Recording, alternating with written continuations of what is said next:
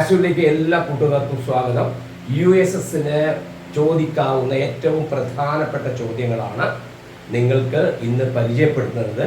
ഇതിനു മുമ്പ് ഞങ്ങൾ 2 സീരീസ് വീഡിയോസ് ഇതുമായി ബന്ധപ്പെട്ട ചോദ്യങ്ങൾ പരിചയപ്പെടുത്തിയിരുന്നു. അതിൻ്റെ ലിങ്ക് ഞങ്ങൾ ഡിസ്ക്രിപ്ഷനിൽ ഇടുന്നതാണ്. അപ്പോൾ അത് കാണാത്ത കുട്ടികൾ അത് കണ്ടതിന് ശേഷം ഈ വീഡിയോ കാണുന്നത് അവർക്ക് കൂടുതൽ കാര്യങ്ങൾ മനസ്സിലാക്കാൻ സഹായിക്കും. ഇപ്പോൾ ഇവിടെ നിങ്ങൾക്ക് എല്ലാ ചോദ്യങ്ങളും ഒന്നിച്ച് നിങ്ങൾക്ക് സ്ക്രീനിൽ കാണാൻ കഴിയും.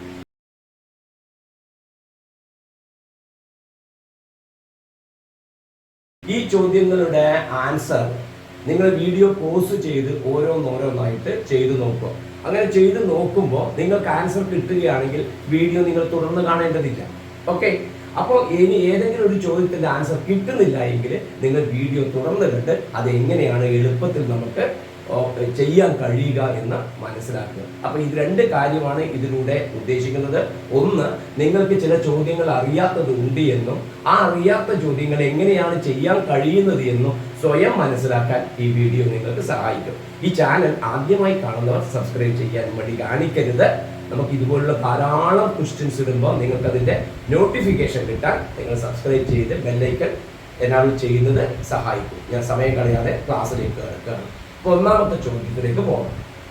ഹാഫ് ഓഫ് 0.0001, അതായത് 0.001 പകുതിയാണ് കാണേണ്ടത്. 1ന്റെ പകുതി എത്രയാണ് നമുക്കറിയാം. 1ന്റെ പകുതി നമ്മൾ എഴുതും, ഡെസിമലിൽ എഴുതുമ്പോൾ 0.5 എന്ന് എഴുതും. 1ന്റെ പകുതി 1/2 അല്ലെങ്കിൽ 0.5.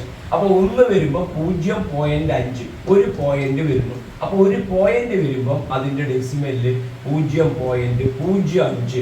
ഒരു ഡെസിമലിന്റെ ഹാഫ് എടുക്കുമ്പോൾ അതിന് ഒരു 0 വന്നിട്ട് 5 വരും.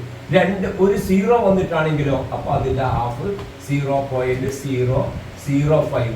അങ്ങനെയാണെങ്കിൽ ഇതിന്റെ ഹാഫ് എങ്ങനെയായിരിക്കും നോക്കിയാൽ, ഒരു പോയിന്റ് വരുമ്പോൾ ഒരു 0.5, പിന്നെ ഒരു 0 1 വരുമ്പോൾ 2 0 വന്നിട്ട് 5. ഇവിടെ എത്ര 0 ഉണ്ട്? 3 0 ഉണ്ട്. അപ്പൊ ഇതിന്റെ ആൻസർ എത്രയായിരിക്കും? 0. എത്ര 0 വരും? ഇവിടെ 3 ഉണ്ടെങ്കിൽ 4 0 വരണം. അപ്പൊ ആൻസർ 4, 5 എന്ന് പറയുന്ന ആൻസർ കിട്ടും. അതായത് 0.001ന്റെ ഹാഫ് വരല് 0.0005 ആയിരിക്കും വരിക. അപ്പം 2 0 വരുമ്പോൾ 3 0 5 വരും. അപ്പോൾ 3 0 വരുമ്പോൾ 4 0 5 വരും. കൃത്യമായിട്ട് അതൊന്ന് മനസ്സിലാക്കി വെക്കുക. അത് മനസ്സിലാക്കാൻ വേണ്ടിയിട്ടാണ് ഇത് നിങ്ങൾക്ക് എഴുതിയത്. ഓക്കെ, രണ്ടാമത്തെ ക്വസ്റ്റ്യൻ. 1 3 5 7 എക്സെട്ര 997 പിന്നെ 999 വരെയുള്ള ഒറ്റ സംഖ്യകളുടെ ആവറേജ്, അതായത് ശരാശരി ആവറേജ് എത്ര എന്നുള്ളതാണ് ക്വസ്റ്റ്യൻ. ശരാശരി. അപ്പൊ അത് കണ്ടുപിടിക്കാൻ വേണ്ടിയിട്ട് ഒറ്റ സംഖ്യകളുടെ ഇവയെല്ലാം ഓഡ് നമ്പേഴ്സ് ആണ്. അപ്പൊ ശരാശരി നമ്പേഴ്സിന് വേണ്ടിയിട്ട് ജനറൽ ആയിട്ട് ഒരു ഐഡിയ ഉണ്ട്. അത് ഞാൻ നിങ്ങളോട് ആദ്യം പ്രസന്റ് ചെയ്യാണ്. എണ്ണൽ സംഖ്യകളുടെ ശരാശരിയാണ് കണ്ടുപിടിക്കേണ്ടതെങ്കിൽ n+1/2 ആണ് എഴുതേണ്ടത്. എന്ന് പറഞ്ഞാൽ എണ്ണൽ സംഖ്യകളുടെ എണ്ണം. എക്സാമ്പിൾ പറഞ്ഞാൽ 1 2 3 4 5 ഇങ്ങനെ പോകുന്നു. ഈ നമ്പറുകളുടെ ആവറേജ് എത്ര എന്ന് ചോദിച്ചു കഴിഞ്ഞാൽ നമ്മൾ ചെയ്യേണ്ടത്, ഇവിടെ 5 എണ്ണൽ സംഖ്യയിലുള്ളത്. അപ്പൊ ആൻസർ 5 + 1/2, അതായത് 6/2 3. n 5 ആണ് ഇവിടെ വരിക. എണ്ണം 5 വരും. എണ്ണം വരുന്നത് 5 വരും. അതിന് മനസ്സിലായല്ലോ. ഒറ്റ സംഖ്യകളുടെ ശരാശരി എന്ന് പറഞ്ഞാൽ n. അവ എത്ര എണ്ണം ഉണ്ടോ അതാണ് അതിന്റെ ശരാശരി. അപ്പൊ 1 3 5 ഇത് നോക്കാം. 1 3 5 ഇതിന്റെ ആവറേജ് എന്ന് പറയുന്നത് എത്ര എണ്ണം ഉണ്ടോ അതാണ് ആൻസർ. അപ്പൊ ഇതിന്റെ ആവറേജ് നമുക്ക് ഈസി ആയി പറയാൻ പറ്റും. ഇവിടെ എത്ര എണ്ണം ഉള്ളത്? 3 എണ്ണം ഉണ്ട്. അപ്പൊ ആവറേജ് 3 ആയിരിക്കും. നിങ്ങൾ കൂട്ടി നോക്കിക്കോ. 1 3 4 5 9. 9നെ എണ്ണം കൊണ്ട് ഡിവൈഡ് ചെയ്യുമ്പോഴല്ലേ ആവറേജ് വരിക, നമ്പർ കൊണ്ട് ഡിവൈഡ് ചെയ്യുമ്പോൾ. അപ്പോൾ 9/3 നമുക്ക് ആൻസർ എത്ര കിട്ടും? 3 കിട്ടും. അപ്പൊ n ആണ് ഒറ്റ സംഖ്യകളുടെ ആവറേജ് എന്ന് പറയുന്നത് വരുന്നത്. ഓക്കെ, ഇരട്ട സംഖ്യകളുടെ ആവറേജ് n+1. എത്ര എണ്ണം ഉണ്ടോ അതിന്റെ കൂടെ ഒന്നുകൂടെ കൂട്ടി അത് അതിന്റെ ആവറേജ് ആയി. അപ്പൊ ഇവിടെ അറിയേണ്ടത് എന്താ? ഇവയെല്ലാം ഒറ്റ സംഖ്യകളാണ്.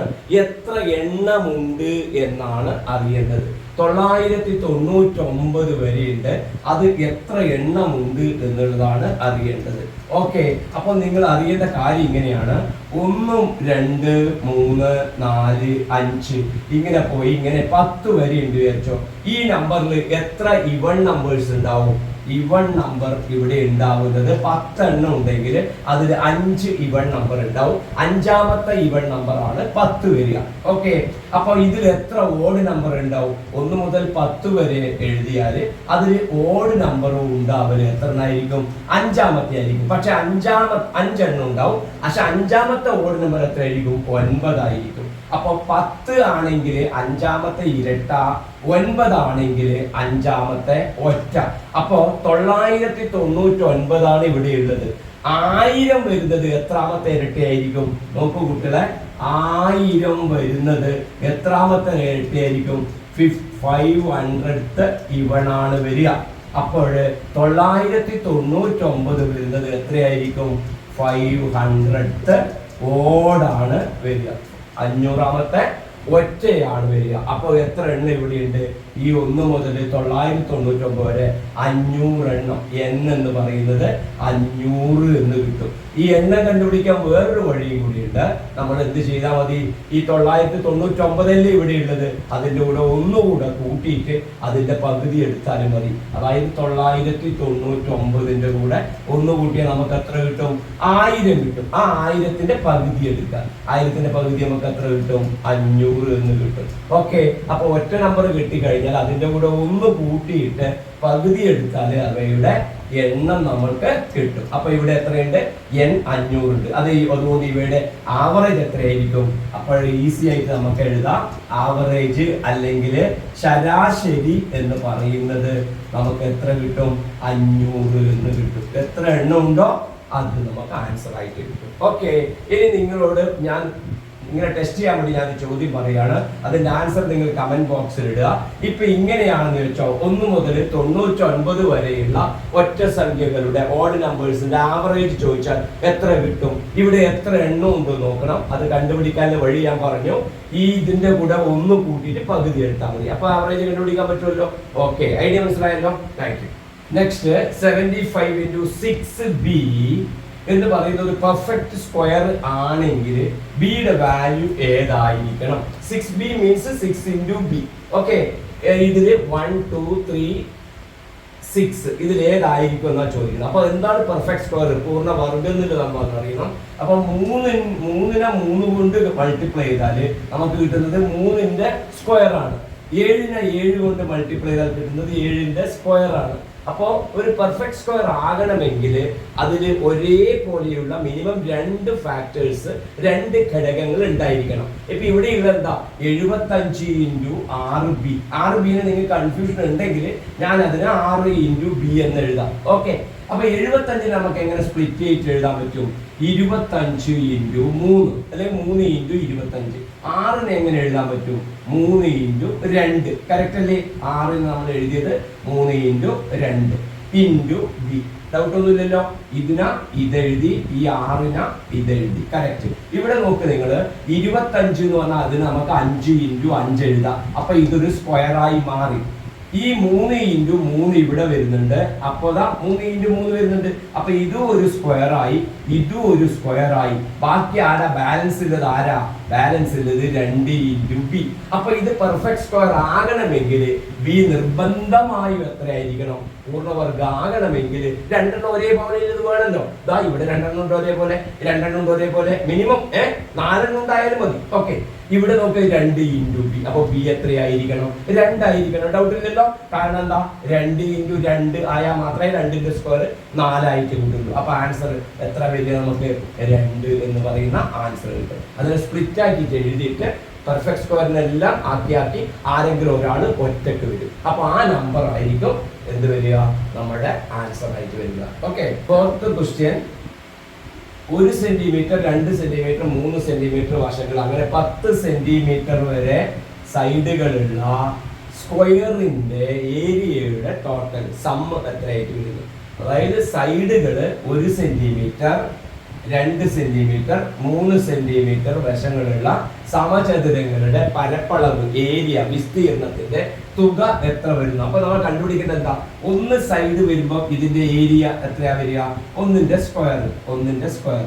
രണ്ട് സൈഡ് വരുമ്പോ രണ്ടിന്റെ സ്ക്വയർ. 2 × 2 ആണല്ലോ വരിക, അതിനെയാണ് 2 സ്ക്വയർ എന്ന് പറയുന്നത് കേട്ടോ.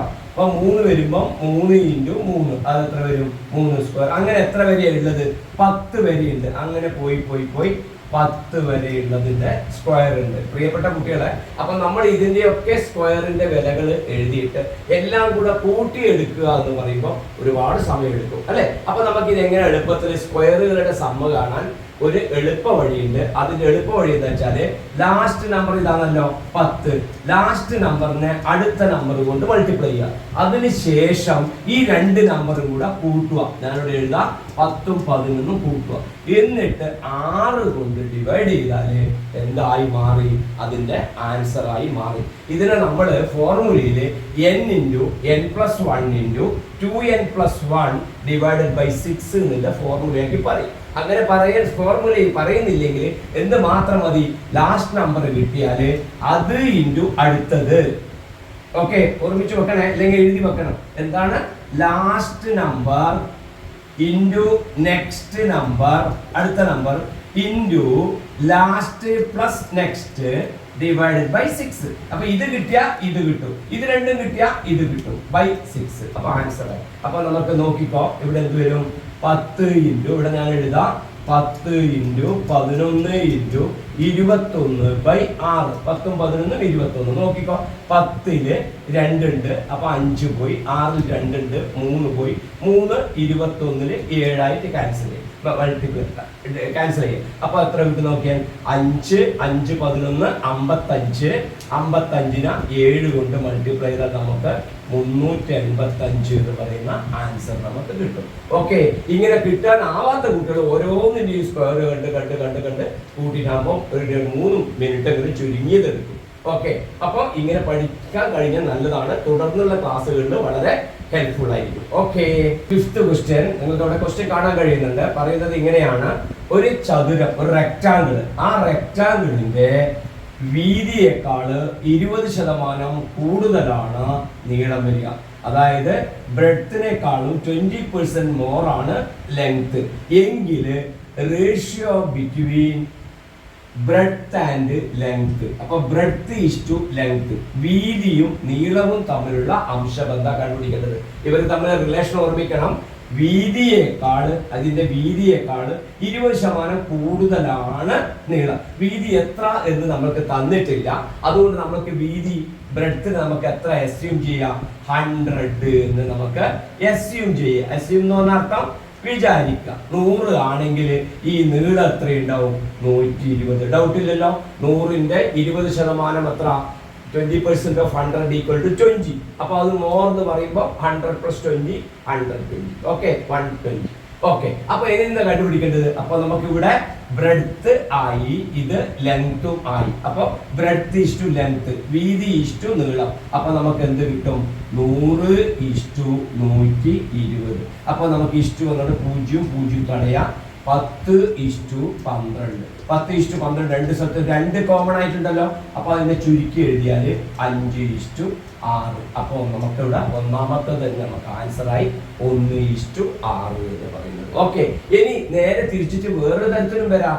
ഇനി തിരിച്ചിട്ട് ഇതിപ്പോ ഓക്കെ ആയല്ലോ, 20% കൂടിയുണ്ട് 120 പറഞ്ഞു.